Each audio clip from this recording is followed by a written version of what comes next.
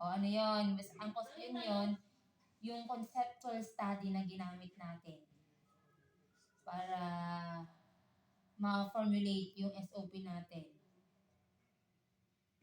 Yung may tatlong three main categories of factors siya. Factors. Yung mga... Ano yun? Conceptual din yung umpisa nun. Oo. Age. Conceptual din yung sabi ko yung umpisa nun. Kaya nga, bakit tayo nakapag-come up with that? Conceptual model of food choices. Yon. Conceptual model of food choice. Food choice lang. Food choice lang nilagay ko. La la la la. La la la la. Ano yung kwan? Anong ginamit natin to... Meron pa lang pala lang dyan eh. Nagbibigyan. Ano yun na to? Buti naman dinala mo. Magbibigyan tayo.